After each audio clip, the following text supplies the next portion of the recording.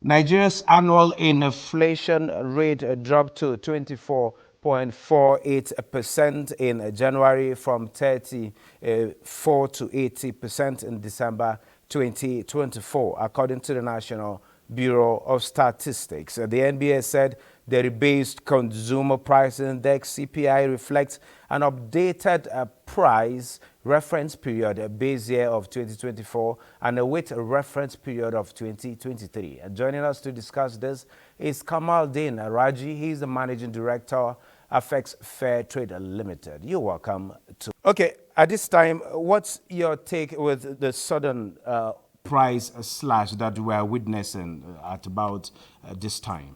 In a waiver for the importation of some food commodities. And with that, it really dropped the prices of some of the major food in Nigeria. Let's take, for example, maize. It has dropped to like 19% as against what it used to be in the past. And doing that, it allows importation of maize, and that is crushing what's the inflation, the effect of inflation on some of these food commodities. Another thing that we need to look at is the generalization of the food inflation cycle on some 5 major food commodities in Nigeria. Okay. Number one is paddy rice, which is made usually for consumption, human consumption, daily consumption, or household consumption. Then maize for the poultry. Then we have wheat for bread. We have soya beans for oil and meal. And we have sorghum for beverage companies. If these are well looked into and concerted effort are continuously engaged to do this, I believe and I see that the prices of commodities from what is rebased to 24.48, it should go down to like not less than 19 to 15% by the end of Q2, which is going to be a big one for every one of us as citizens, and it will affect the livelihood of everyone.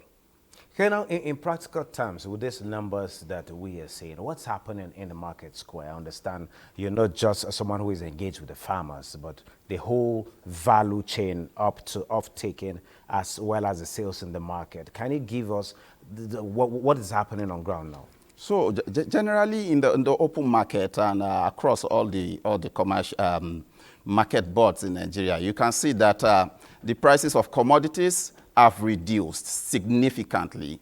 And that reduction is as a concerted effort of the government to making sure that life and living in Nigeria is better for Nigerians and anybody that is found within the shores of Nigeria. If you go to the open market now, the market that started at around 65, 70,000 naira per bag of maize has gone down to like 50,000 naira, and you still see you still see people not coming to buy at that price. The effect of importation has allowed major users of all these commodities to have at least some good stock that can take them for a while. Like you know, it's a price taker market. And if these people are not in the market, it shows that there will be lesser activities and volatility on the prices of commodity. Another thing that we all need to look at is our production. Our production for maize and consumption, our production for maize was like 11 million metric tons. Our consumption is around 11.7 million metric tons. So there's going to be a little stir of volatility in the price of maize, and it's going to be steadily that way for a long time, between now and the end of Q2. And we'll be waiting on whatever the government will want to play, the policies role they want to play, the productivity role they want to play in the downstream of agriculture, which indirectly is going to inadvertently affect what we are producing and what is available for production. Look again in the for paddy rice. Paddy rice production in Nigeria is around 5.2 million metric tons annually. Our consumption still has a fall short of 2 million metric tons. So the price that started at above 820, 850 at the beginning of the season is around 680, 720 window bracket, which shows that there's a downward trend too. The open market is enjoying it. The producers are enjoying it, and the effect of this is that the continuous push demand for forex is going to be a bit reduced because there is stock available in the country, there is demand, the local demand is being met with, and I see Nigerians feeling the impacts of the positive policies of the government, and that makes life better. It's balancing the baskets of food in Nigeria. Okay, with whatever we have. With this analogy, now are you telling us, as a matter of fact, that this downward trend we're experiencing is going to continue? And in answering that too, following this reduction in prices we're beginning to witness in the markets, yes, we can confirm Kano markets and other markets around the north. Is there a geographical distribution to this? Is this also experienced elsewhere? Or is it just in Kano and the axis around Kano? So let me start by saying, firstly, the impact of this rebasing should be felt across board in Nigeria. And the reason for this is this. There's always a gestation cycle for whatever we do in the agric value chain. The production, that is the primary production, to harvest takes like between 4 to 6 months. And the effect is that if the price of fertilizer is affected positively, it goes into production. Cost of production is reduced. There's a bumper yield, and there's maize available in the market for processors to get into the poultry sectors. And a lot of the poultry owners that have reduced the number of their birds increase the numbers because the cost of production, the cost of feeding, which is the highest in poultry production, is reduced. And this leads into more chicken available, more eggs available, and the price of eggs moving from like 6,500 that you see, or 7,000 naira today, to a lower price. That is in the positive. To check if the effect of the rebasing is affecting Nigeria as a whole, it's not just limited to a geographical zone. For the fact that major production are done in the north, major processings are done in the south. So it's balancing it. If it is available and it's produced in the north at a reduced cost, it's going to be available and be available and processed at a reduced cost in the south. So it's going to go around Nigeria, and the effect of this is that there will be more production. There should be more production, but government needs to do some other things apart from this. Okay. The policy is in place, and we'll see the effect between now and the end of Q2. The long-term effect is that government should play more roles and collaborate with private sector guys who are in the agric value chain to do more about production. Because if whatever we have in the basket is continuously depleted, it will get to a point that there will be nothing again in the basket, and at the end of the day, there will be nothing. So if productivity is increased and there is at a reduced price, then everybody will feel the impact of the government policy. So in the long term, looking at inflation, food inflation coming down to between 19 and 15 by the end of Q4, which is against the production. But now we should be expecting inflation moving from the 24 to like 20 zone. And if government policy work out very well by the end of Q2, it should be in the 19s or 20. And continuous production, aggregating and doing well with primary producers who are the major stakeholders in what we consume in Nigeria today, who are the rural dwellers. If that is done very excellently, then inflation should go down to like 15%, and everybody will feel the impact of this. Then it's going to be a good one. So the Ministry of Agric, the federal government needs to do more. It is well done, and they need to just continuously engage our primary producers, engage the market, and make available all the necessary raw materials. Wow, that's so good, getting to match these numbers with the realities in the market. I think it's time for us to rejoin Idris May-Angua-Kura, the chairman of Kura Rice Processing and Marketing Association. Alhaji Ali, if you can hear me at this time, can I know if you are listening? I am hearing. Okay, great. Alhaji, want to confirm from you directly in the market square, what is the price of grains, particularly rice, in the Kura market in Kano as it is today? Okay, now presently in the Kura market in Kano, the price is going like We are selling the rice. You know that our market is mostly we are using mudu. So we are selling one mudu at 3,400, 3,300, 3,500, up to 3,600, up to 800. It depends with the quality and dryness of the rice. So how it comes clear, because you know that we are using local parboiling.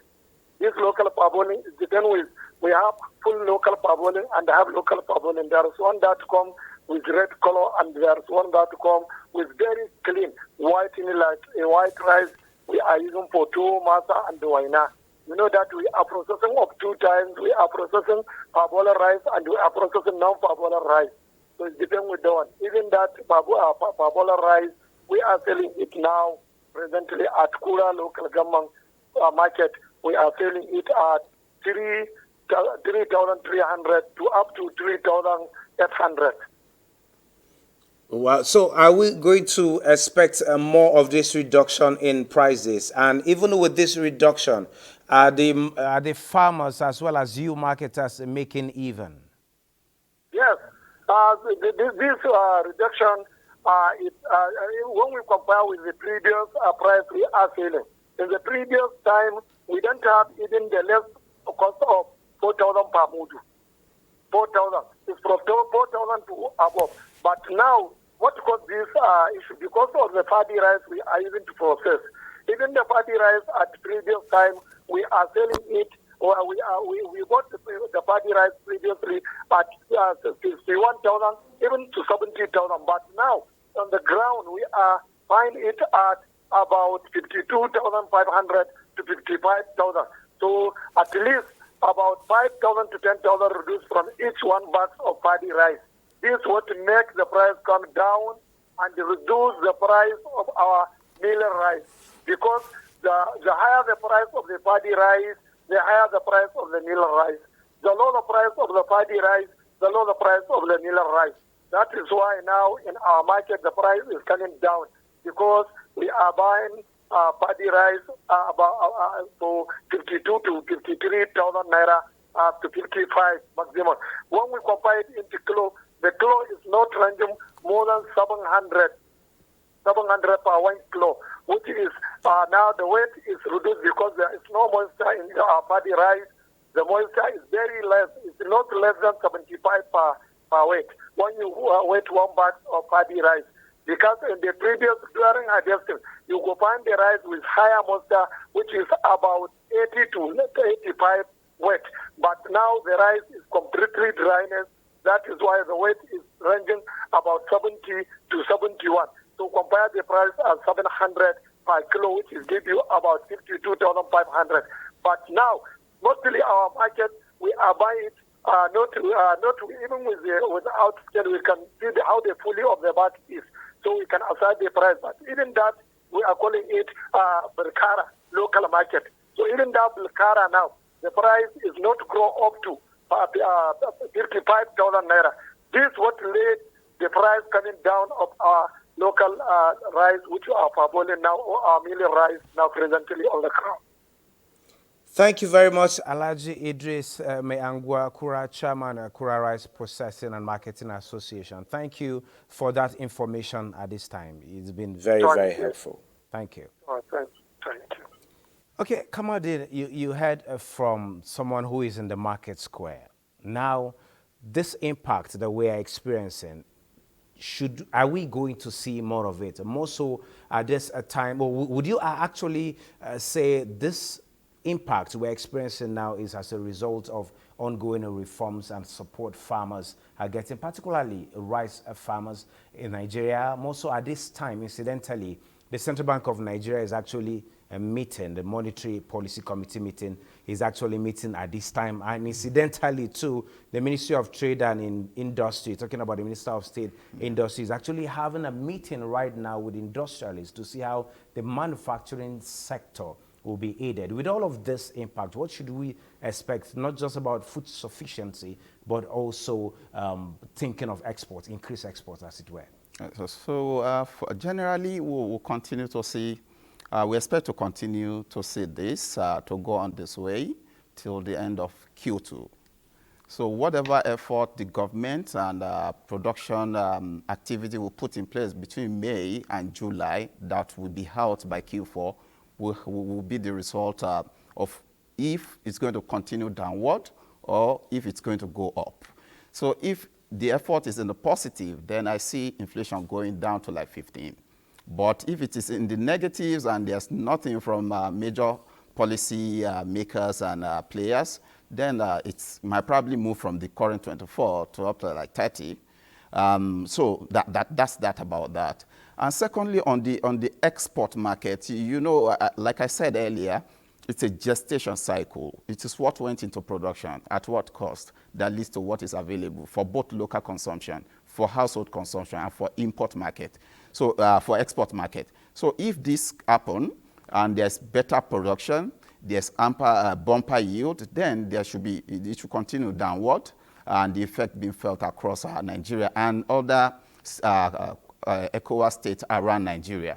Then if it is in the negative, then we may probably see more negative effect. But generally, the government policy around agriculture is very fantastic as we speak, working with smallholder farmers, ensuring that they get access to input at the right time.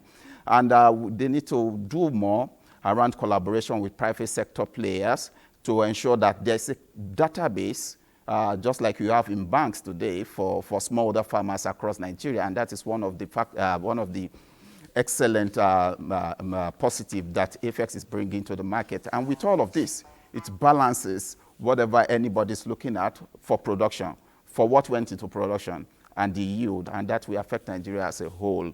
So in the interim, mid-term and short-term, we are seeing like a price stability across board for the major commodities in Nigeria.